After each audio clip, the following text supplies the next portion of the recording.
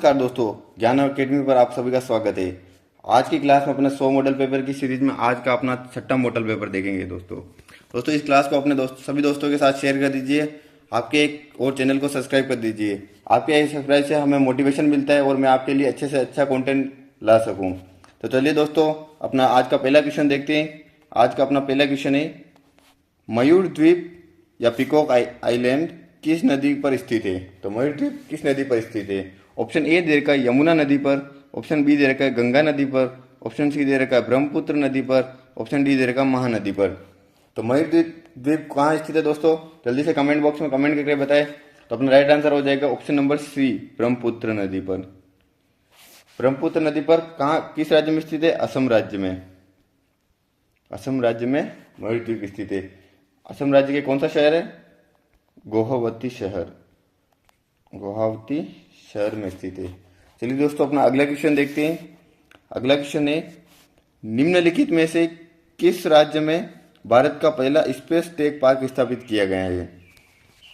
तो किस राज्य में पहला स्पेस टेक पार्क स्थापित किया गया है? ऑप्शन ए दे रखा गुजरात में, ऑप्शन बी दे रखा केरल में, ऑप्शन सी दे रखा हिमाचल प्रदेश में, ऑप्शन डी दे रखा पंजाब में। तो दोस्तों अपना राइट आंसर क्या हो जाएगा? स्पेस टेक पार्क कहाँ स्थापित किया गया था? तो केरल राज्य में। केरल राज्य में ऑप्शन नंबर बी सही हो जाएगा। केरल राज्य के तिरुवनंतपुरम में।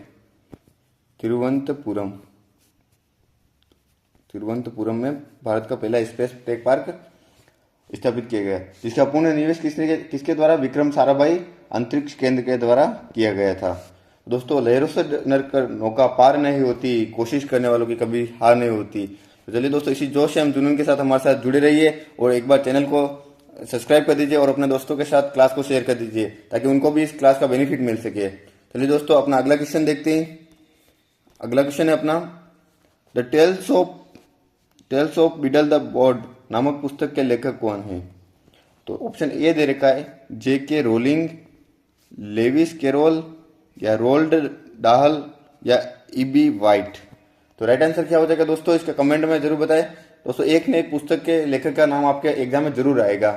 एक पुस्तक दी होगी, उसका लेखक का नाम आपको लिखना है। तो कम से कम आपको 50 लेखक याद करने हैं और उनकी महत्वपूर्ण इंपॉर्टेंट पुस्तकें याद करनी है।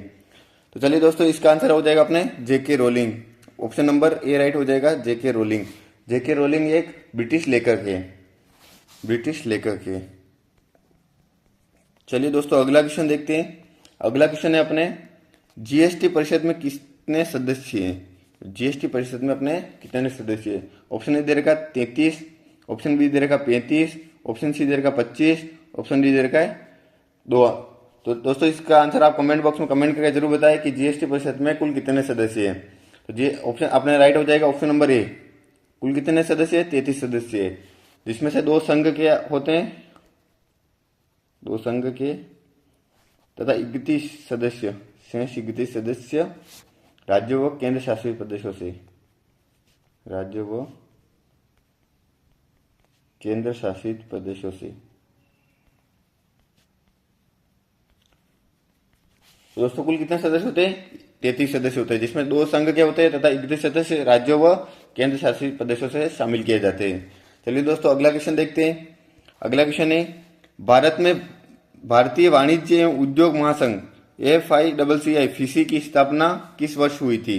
तो फिसी की स्थापना कब और किस वर्ष हुई थी? दोस्तों, ऑप्शन ए देखते हैं 1948, ऑप्शन बी दे रखा है 1939, ऑप्शन सी दे रखा है 1927, ऑप्शन डी दे रखा है 1952। तो राइट आंसर क्या हो जाएगा दोस्तों? फिजी की स्थापना कब हुई थी? कमेंट में जरूर बताएं। इसका राइट आंसर हो जाएगा अपने ऑप्शन नंबर सी, 1927 ईस्वी में। फिजी की स्थापना कब की गई थी? 1927 ईस्वी में। फिजी की फुल फॉर्म क्या होती है दोस्तों?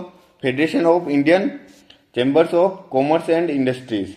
दोस्तों, इसकी फुल फॉर्म याद कर लीजिए, ये आपके एग्जाम में पूछा जा सकता है। इसकी फुल फॉर्म होती है federation of Indian chambers of commerce and industries. तो फिजी की स्थापना कब की गई थी? 1927 ईस्वी में। चलिए दोस्तों, अगला क्वेश्चन देखते हैं।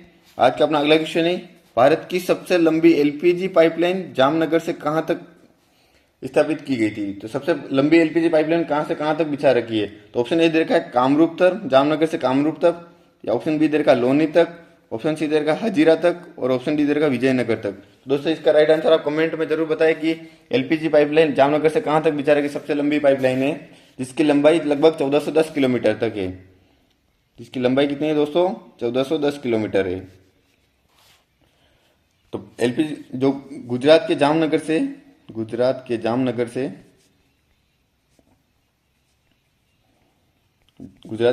से लोनी तक है। राइट आंसर क्या हो जाएगा अपने, ऑप्शन बी लोनी।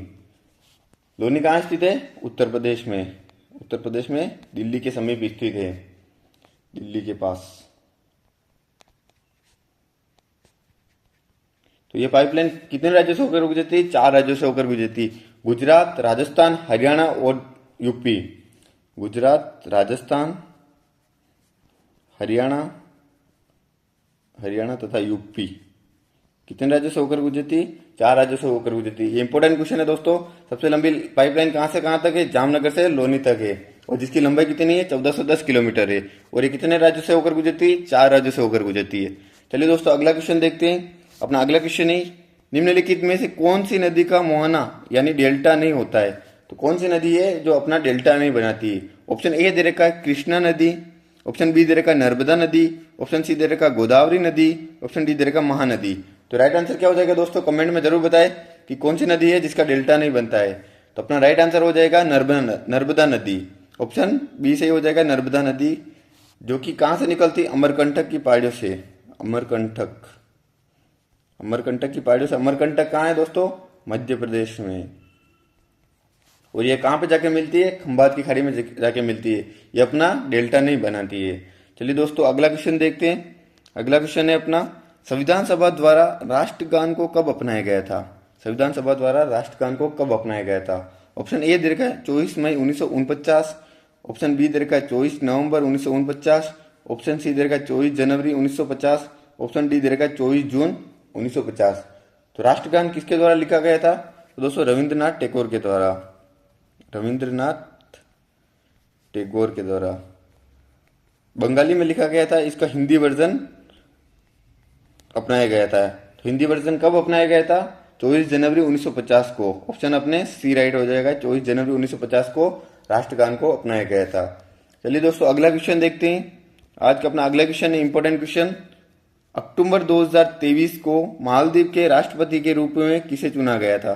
दोस्तों ये जीके की दृष्टि से आपका बहुत ही इंपॉर्टेंट क्वेश्चन है, करंट के हिसाब से आपके एग्जाम में जरूर पूछा जा सकता है, क्योंकि मालदीव और भारत के बीच में अभी विवाद हुआ था, जिसके कारण मालदीव के राष्ट्रपति के बारे में आपके पूछा जा सकता है।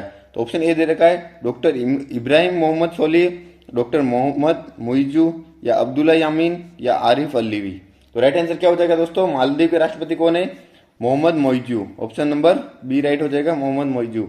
यह आपको दोस्तों जरूर याद करना है, यह आपके करंट के हिसाब से जरूर पूछा जा सकता है, क्योंकि अभी भारत और मालदीव के बीच में विवाद हुआ था। चलिए दोस्तों अगला क्वेश्चन देखते हैं। अगला क्वेश्चन है अपने 10वां क्वेश्चन है, किन 3 वेदों को संयुक्त रूप से वेदयात्री कहा जाता है। तो वेदयात्री 3 वेदों का समूह है, जिसको क्या कहते हैं, वेदयात्री कहा जाता है। तो वेदयात्री में कौन कौन से वेद आते हैं, ऋग्वेद, ऑप्शन ए दे रखा है ऋग्वेद, यजुर्वेद और अथर्ववेद, ऑप्शन बी दे रखा है ऋग्वेद, सामवेद और अथर्ववेद, ऑप्शन सी दे रखा है ऋग्वेद, सामवेद और यजुर्वेद, ऑप्शन डी दे रखा है यजुर्वेद, सामवेद और अथर्ववेद। तो राइट आंसर क्या हो जाएगा दोस्तों अपने, वेदयात्री में कौन कौन से वेद आते हैं, ऋग्वेद, सामवेद और यजुर्वेद। तो ऑप्शन नंबर सी सही हो जाएगा, ऋग्वेद, सामवेद और यजुर्वेद। ऑप्शन अपने सी सही हो जाएगा। सबसे पुराना वेद कौन सा है दोस्तों, ऋग्वेद। ऋग्वेद सबसे पुराना है। और सबसे नया वेद कौन सा, अथर्ववेद। नया वेद कौन सा, अथर्ववेद।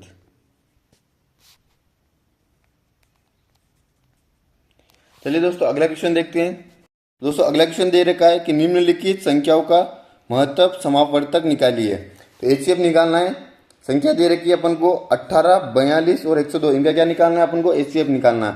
तो अपन गुणनखंड करेंगे, 18 का गुणनखंड करेंगे। 18 का गुणनखंड कितना होता है, 2 का भाग देंगे 9 आएगा, 9 में 3 का भाग देंगे फिर 3 आएगा, फिर 3 में 3 का भाग देंगे फिर 1 आएगा। तो 18 के गुणनखंड हो गए 2 × 3 × 3।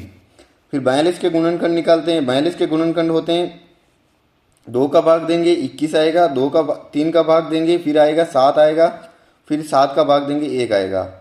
इसके बाद 102 के गुणनखंड निकालते हैं। तो 102 के गुणनखंड हो जाएंगे अपने 2 का भाग देंगे तो कितना आएगा, 51 आएगा। 51 में वापस 3 का भाग देंगे तो कितना आएगा, 17 आएगा। 17 में 17 का भाग देंगे तो 1 आ जाएगा। तो अपने गुणनखंड हो जाएंगे 2 × 3 का स्क्वायर। 18 के गुणनखंड क्या हो गए 2 × 3 का स्क्वायर, और 42 के गुणनखंड क्या हो जाएंगे 2 × 3 × 7, और 102 के गुणनखंड हो जाएंगे 2 × 3 × 17।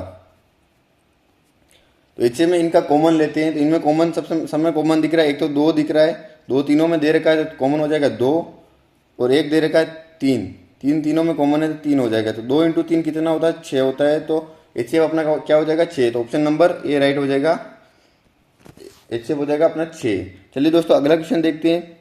अगला क्वेश्चन दे रखा है अपने, यदि किसी संख्या के 55% का 15% 2475 है तो उसे संख्या का 51% कितना होगा।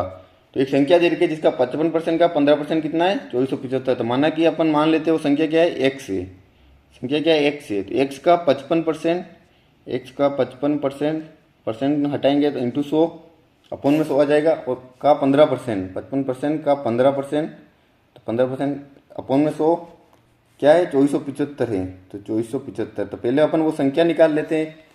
तो संख्या निकालने के लिए 15 कट जाएगा, 5 का भाग देंगे 15 में 3 आ जाएगा, 5 का भाग 100 में कटेंगे तो 20 आ जाएगा, 5 का भाग यहाँ पे जाएगा तो 11 आ जाएगा, और यहाँ पे जाएगा तो 20 आ जाएगा। 3 से 2475 काट देंगे तो कितना आएगा 875 आ जाएगा, 825 आ जाएगा। फिर 11 से 825 काटेंगे तो कितना आएगा दोस्तों 75 आ जाएगा। तो एक्स बराबर ये मल्टीपल 20 × 20 मल्टीपल में तो कितना हो जाएगा 400, ये ऊपर गुणा में जाएगा तो 75, 400 × 75। तो राइट आंसर क्या आ जाएगा दोस्तों 30,000। तो वो संख्या क्या है 30,000 है, और उस संख्या क्या क्या अपन को 51% निकालना है। तो 30,000 का 51% निकालना है, 30,000 का 51% निकालना है। तो 51%, 2 0 से 2 0 कैंसिल हो जाएगा, 300 × 51 करेंगे तो कितना आ जाएगा 15,300। तो राइट आंसर अपना क्या हो जाएगा दोस्तों 15,300, ऑप्शन नंबर बी राइट हो जाएगा 15,300। दोस्तों ये अगर आपको समझ में नहीं आया तो एक बार इसको वापस देखिए, वीडियो को पीछे लिखकर देखिए, तो आपको आराम से समझ में आ जाएगा। कुछ नहीं, सिंपल क्वेश्चन है, एक नए क्वेश्चन आपके एग्जाम में जरूर पूछा जाएगा। चलिए दोस्तों अगला क्वेश्चन देखते हैं। अगला क्वेश्चन दे रखा है, यदि एल = एम का 6/5 है और m = n का 5/8 है तो एल अनुपात n ज्ञात करना है। तो एल अनुपात m दे रखा है 6:5। ये लैंग्वेज में दे रखा है, तो एल को हमेशा फर्स्ट वाला गिनते हैं और सेकंड में जो दे रखा है उसको सेकंड गिनते हैं। तो आपको ये कंफ्यूज नहीं होना है। एल अनुपात m क्या दे रखा है 6:5 दे रखा है, तथा m अनुपात n क्या दे रखा है 5:8 दे रखा है। तो एल अनुपात m अनुपात n निकालने के लिए इसमें 5 दोनों में m कॉमन दे रखा है, तो 5 का 5 आ जाएगा, और एल कितना दे रखा है 6 दे रखा है, 6 आ जाएगा, और n कितना दे रखा है 8 दे रखा है, तो यहाँ पे 8 आ जाएगा। यदि कॉमन दे रखा हो तो ऐसे करना है। तो अपन को क्या निकालना है एल अनुपात n निकालना है। तो एल अनुपात n कितना हो जाएगा दोस्तों 6:8 हो जाएगा। लेकिन आप देखेंगे ऑप्शन में 6:8 दे ही नहीं रखा है, तो ये 2 के पहाड़े से कट जाएगा, 6 कटेगा तो कितना आएगा 3 आएगा, और 8 कटेगा तो कितना आएगा 4 आएगा। 3:4 अपने ऑप्शन में दे रखा है, ऑप्शन बी राइट हो जाएगा 3:4। तो दोस्तों इसका आंसर आपके आया कि नहीं आया, आप कॉपी पेन लेके साथ में बैठिए और हमारे साथ में आप क्वेश्चन को सॉल्व कीजिए और अपने आंसर निकालिए कि आपके कितने आंसर राइट होते हैं, मैथ्स के, रीजनिंग के और जीके के कितने क्वेश्चन राइट होते हैं। चलिए दोस्तों अपना अगला क्वेश्चन देखते हैं। अगला क्वेश्चन दे रखा है 3,660 पर 5% की वार्षिक दर से 15 महीने के लिए साधारण ब्याज ज्ञात कीजिए। तो साधारण ब्याज ज्ञात करना, साधारण ब्याज का सूत्र होता है सिंपल इंटरेस्ट = मूलधन इंटू दर इंटू समय बटावा 100। तो मूलधन दे रखा अपन को 3,660 रुपये, दर दे रखी 5% और महीने दे रखे 15 महीने, समय दे रखा है 15 महीने, और अपॉन में 100, लेकिन समय महीनों में दे रखा है इसलिए इसको 12 से गुणा कर देंगे। तो दोस्तों इक्वेशन को सोल्व करते हैं।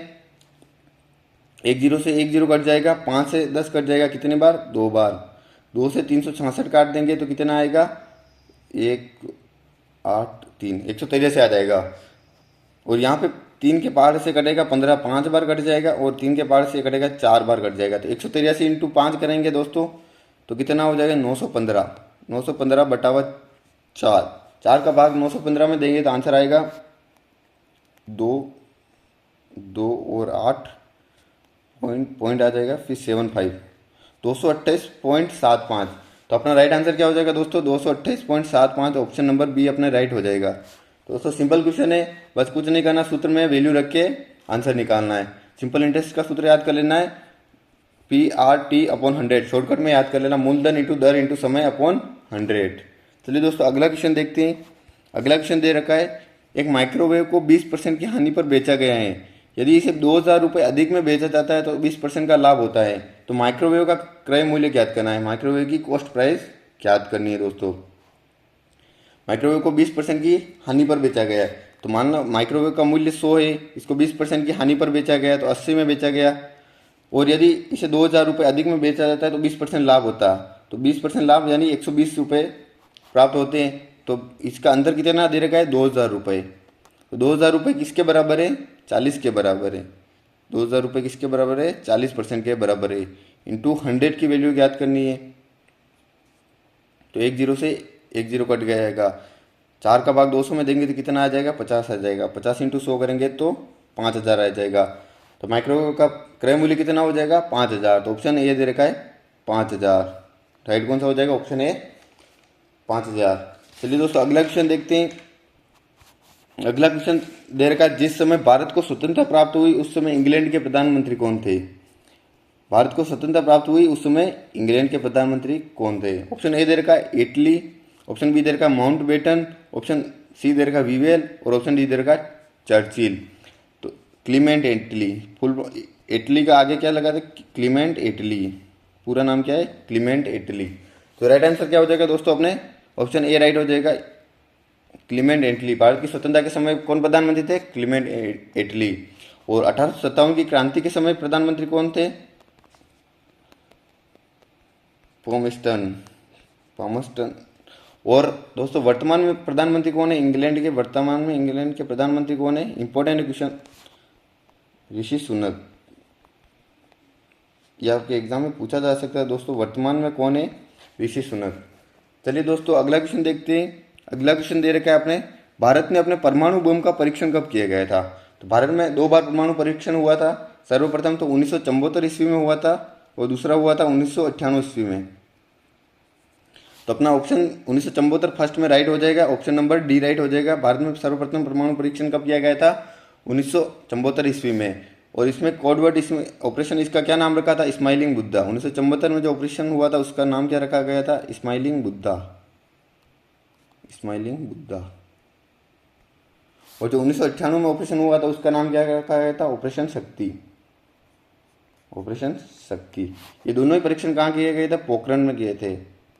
पोखरण। पोखरण कहाँ स्थित है? राजस्थान के जैसलमेर में पोखरण स्थित है। कहाँ स्थित है पोखरण? राजस्थान के जैसलमेर में। दोस्तों ये इंपॉर्टेंट क्वेश्चन है, आपको याद करना है। 1974 परमाणु परीक्षण 2 हुए थे, 1974 में और एक 1998 ईस्वी में। और दोनों का नाम क्या था? एक स्माइलिंग बुद्धा और एक का नाम था ऑपरेशन शक्ति। चलिए दोस्तों अगला क्वेश्चन देखते हैं।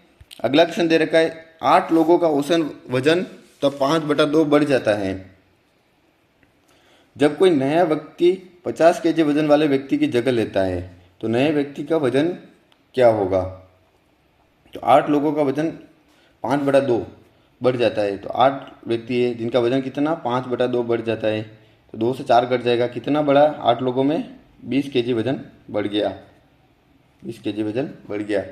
जबकि कोई नया व्यक्ति 50 केजी वजन वाले व्यक्ति की जगह लेता है। तो 50 केजी वजन पहले से था तो उसकी जगह ले रहा और 20 केजी एक्स्ट्रा ला रहा है, तो उसका वजन कितना हो जाएगा? 50 + 20 कर देंगे तो कितना हो जाएगा दोस्तों? 70 केजी। तो अपना नए व्यक्ति का वजन कितना हो जाएगा? 70 केजी। तो ऑप्शन क्या हो जाएगा? राइट, ऑप्शन बी राइट हो जाएगा अपने, 70 केजी। चलिए दोस्तों अगला क्वेश्चन देखते हैं। अगला क्वेश्चन दे रखा है, 2000 रुपये के अंकित मूल्य वाली वस्तु पर एक दुकानदार 20% की छूट देता है। वह फिर 15% का वेट लागू करता है। उसने वस्तु की कीमत किस कीमत पर बेचा? 2000 किसी वस्तु का एमआरपी दे रखी है, उस पर एक दुकानदार 20% की छूट देता है। तो 2000 का 20% कितना होता है दोस्तों? 400 रुपये। तो 20% की छूट देता है यानी 2000 पर 400 रुपये की छूट देता है, तो उसका मूल्य कितना हो गया? 1600 रुपये। लेकिन वो 15% का वेट भी लागू करता है। तो 1600 पर 15%, 1600 का 15% निकालेंगे दोस्तों। तो 1600 का 15% कितना होता है? 2 0 से 2 0 कट जाएंगे। 16 × 15 करेंगे तो कितना आ जाएगा? 240 रुपये। तो वो 240 रुपये एक्स्ट्रा वेट के नाम पे लेता है। तो उसका कॉस्ट प्राइस वो कितने में सेल कर रहा है, उसकी वस्तु की कीमत कितनी हो जाएगी 1600 प्लस वो वेट ले रहा है 240 रुपये का, तो कितना हो जाएगा 0 4 6 2 8 और 1 1840 रुपये। तो वस्तु की कीमत कितनी हो जाएगी दोस्तों 1840 रुपये। तो ऑप्शन बी राइट हो जाएगा 1840 रुपये। दोस्तों इसका आंसर आपके आया कि नहीं आया कमेंट में जरूर बताएं, और आपके अब तक कितने क्वेश्चन राइट हुए कमेंट बॉक्स में कमेंट करके जरूर बताएं। चलिए दोस्तों अगला क्वेश्चन देखते हैं। अपना अगला क्वेश्चन इंपॉर्टेंट क्वेश्चन है, निम्नलिखित श्रृंखला में लुप्त संख्या का ज्ञात करना है। रीजनिंग का क्वेश्चन है, एक सीरीज दे रखी है, इसमें लुप्त संख्या का पता लगाना है। तो सबसे पहले दे रखा ए, दे रखा है टी, दे रखा ई यू, फिर आई वी ओ डब्ल्यू और क्वेश्चन मार्क दे रखा और लास्ट में दे रखा एक्स। तो दोस्तों इस सीरीज को देखिए आपको क्या समझ में आ रहा है, आप अपना दिमाग लगाइए कि इस क्वेश्चन का आंसर कैसे होगा। बहुत ही सिंपल सीरीज है दोस्तों, ऐसा अभी एग्जाम में बहुत बार पूछा जाता है कि इस टाइप की सीरीज बहुत बार आती है। तो दोस्तों इसका आंसर निकालने के लिए अपन को क्या करना पड़ेगा, कंटिन्यू सीरीज देखिए आप, ए के बाद क्या आ रहा है ई आ रहा है, ई के बाद क्या आ रहा है आई आ रहा है, आई के बाद क्या आ रहा है ओ आ रहा है, ओ के बाद क्या आएगा दोस्तों वोवेल की सीरीज चल रही है। तो ए ई आई ओ और फिर अंत में क्या आता है यू आता है। तो दोस्तों अपना राइट आंसर क्या हो जाएगा यू। तो यू कौन सा ऑप्शन में दे देगा, ऑप्शन नंबर सी राइट हो जाएगा यू। दोस्तों इस टाइप की सीरीज भी बहुत बार एग्जाम में पूछी जाती है, अपन कंफ्यूज हो जाते हैं और आपका आंसर नहीं मिल पाता है। तो दोस्तों इसको ध्यान रखना, इस टाइप की सीरीज भी बहुत बार पूछी जाती है। ए ई आई ओ यू वोवेल की सीरीज है। तो जब भी अगर लंबी सीरीज दे रखी हो तो 90 से 95% चांस होता है कि अल्टरनेटिव सीरीज होगी।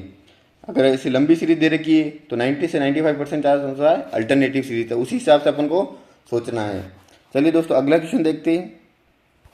अगला क्वेश्चन दे रखा है, उस विकल्प का चयन कीजिए जिसमें दो संख्याएं उसी तरह से संबंधित है जिस प्रकार दी गई युग्म संख्या।